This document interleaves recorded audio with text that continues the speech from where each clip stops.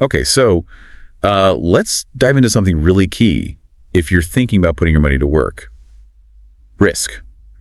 What actually makes an investment risky? And crucially, how does that risk connect to the return you should, expect or even demand? Exactly. We're pulling from some interesting lecture notes today to try and unpack this. Our mission really in this deep dive is to sort of untangle the different kinds of investment risk. Yeah, the ones you face. And look at a key model folks use to figure out if the return you might get is, fair for the risk involved. So think of it like this. Yeah. Start with risk for just a single investment on its own. Right, standalone risk. Yeah. Then we'll see how combining investments changes things quite a bit. And finally, pull it together with a really important model called CAPM, the Capital Asset Pricing Model. Sounds like a plan. So standalone risk first. What's the core idea there? Well, basically, risk in this context is about uncertainty. It's the chance you might earn a low return, maybe even a negative one. So the wider the range of possibilities, especially bad ones, the riskier it is. Just looking at that one investment. That's the idea. And we'll contrast that with portfolio risk later. Okay, so how do we actually measure that uncertainty for one investment? The notes mention two main things. First is expected return. That's like your weighted average guess of the outcome. Taking into account different economic scenarios and how likely they are, your best guess on average. Right, but the average isn't the whole story. You need to know about the variability, the spread, and that's where standard deviation comes in, often shown as sigma, that Greek letter. Sigma, yeah. It tells you how spread out those potential returns might be around that average you expect. Exactly, like imagine graphs for two firms, X and Y. If firm Y's potential outcomes are scattered way wider than firm X's. Its sigma is bigger. More scatter means more uncertainty, more potential for surprises, good or bad. So riskier on its own. Yeah. And the sources give examples like T-bills, a high-tech stock, maybe collecting. Here's art or something, yeah. And U.S. rubber. High-tech has the highest expected return, 12.4%. Collections is lowest at just 1.0%. But you can't just pick the highest expected return and call it a day, can you? Definitely not. That's where risk bites. High-tech has a standard deviation, a sigma of 20%. Pretty volatile. Collections is 13.2%. So just looking at sigma, high-tech seems riskier. It does. But then there's another measure, the coefficient of variation, or CV. Okay. What does the CV tell us? This is interesting. It standardizes the risk. It's basically sigma divided by the expected return, risk per unit of return. Got it. So adjust for how much return you're expecting in the first place? Exactly. And the source shows collections, even with a lower sigma than high-tech, has a way higher CV, like 13.2 for collections versus 1.6 for high-tech. Whoa, that's a huge difference. Why is collection CV so high? It's because its expected return is tiny, only 1%. So even that moderate sigma of 13.2% looks enormous when you compare it to such a small expected gain. Makes sense. The CV is showing that for what little return you expect from collections, you're taking on a disproportionate amount of variability. It measures risk efficiency, sort of. Right. How much bang for your buck, risk-wise? Yeah. Okay, so that's individual investments. But usually, we build portfolios, right? Mix things together. How does that change the risk picture? This is where diversification works its magic, really. The source has a great example. 50% in high-tech, 50% in collections. Okay, and high-tech generally follows the economy, right? Does well when things are good. Yeah, positively correlated. But collections is described as counter-cyclical. Its value might actually go up or hold steady when the economy tanks. So they kind of move in opposite directions. Precisely. And that negative correlation, or at least low correlation, is the key. When one zigs, the other might zag.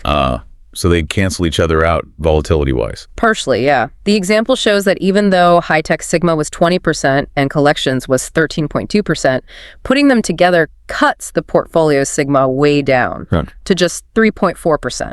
Wow, that's dramatic. You still get a decent expected return, presumably somewhere between the two individuals? Yep, but with much, much lower overall risk than holding either one alone. That's the power of diversification. Don't put all your eggs in one basket, especially if the baskets don't swing the same way. You got it. And this kind of leads us to splitting standalone risk into two components. Which are? Market risk, sometimes called systematic risk, and diversifiable risk, also called non-systematic or company-specific risk. And market risk is the part you can't get rid of just by adding more stocks. Exactly. It's tied to the big picture stuff, the whole economy, interest rate changes, things affecting almost everyone. Diversifiable risk is the company-specific stuff. Like a bad management decision, or a factory fire. Right. And that's the part diversification eliminates, assuming your stocks aren't all in the same boat. Okay. And we measure that unavoidable market risk using beta. Yes, beta. It measures how much a stock tends to move relative to the overall market. A beta of 1 means it moves, on average, with the market. So beta 1 means it's more volatile than the market, like high tech at 1.32. Correct. And beta 1, like U.S. rubber at 0.88, means it's less volatile than the market on average. And T-bills, being risk-free in this sense, have a beta of 0. No market sensitivity. And collections, being countercyclical, actually has a negative beta in the example, minus 0.87. It tends to move opposite the market. fascinating. So beta tells us about the market risk contribution. How does this link back to the return we should require for taking that risk? That's the job of the capital asset pricing model, CAPM. It's a foundational model linking required return directly to beta. Okay, the formula is Raguel's RRF plus RMRRF times beta I. Let's break that down. Sure. RRF is the risk-free rate. Think T-bills, the return you get for zero risk. Got it. And RMRRF, that whole chunk. That's the market risk premium. It's the extra return the overall market historically provides above the risk-free rate, sort of like the reward for taking on average market risk. And CAPM says the only risk you get paid extra for is that market risk, measured by beta. That's the core idea, yes. So your required return for any stock should be the risk-free rate plus an adjustment based on its specific beta and the overall market premium. Okay, so using the sources numbers, 5.5% risk-free, 5.0% market risk premium. Right. CAPM would say high tech, with its high beta of 1.32, requires a return of 12.1%. More than the market average because it's riskier. Exactly. U.S. rubber, beta less than 1, 0.88, only requires 9.9%. Less risk, less required return. And collections with that negative beta. CAPM actually calculates its required return at just 1.15%, which is below the risk-free rate. Wow, because it theoretically reduces portfolio risk. That's the implication within the model. So CAPM gives you this benchmark. What return should you demand for this level of market risk? And then you compare that to your expected return estimate. Precisely. If your expected return, what you think you'll get, is higher than the required return from CAPM. Like high tech, 12.4% expected versus 12.1% required. The source suggests it looks potentially undervalued. You might be getting more return than the model says is required for its risk. And if expected is lower than required, like U.S. rubber or collections, then they look overvalued by this measure. The expected return doesn't seem to fully compensate you for the market risk you're taking on, according to CAPM. Okay, let's try and wrap this up. We looked at risk for single investments, standard deviation, CV. Then saw how diversification dramatically lowers portfolio risk, especially with assets that aren't perfectly correlated. We broke risk down into diversifiable and market risk. Learned beta measures that market risk. And finally, saw how CAPM uses beta to estimate the required return you should look for.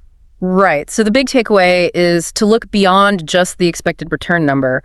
You need to ask, am I being adequately compensated for the risk, especially the market risk this investment adds? It provides a framework for that judgment. Yeah. Okay, so here's a final thought to leave you with based on all this. Yeah. If diversification effectively eliminates that diversifiable risk portion from your portfolio, seemingly without costing you expected return, does that imply the market essentially offers zero compensation for bearing that diversifiable part of an individual stock risk? Something to chew on.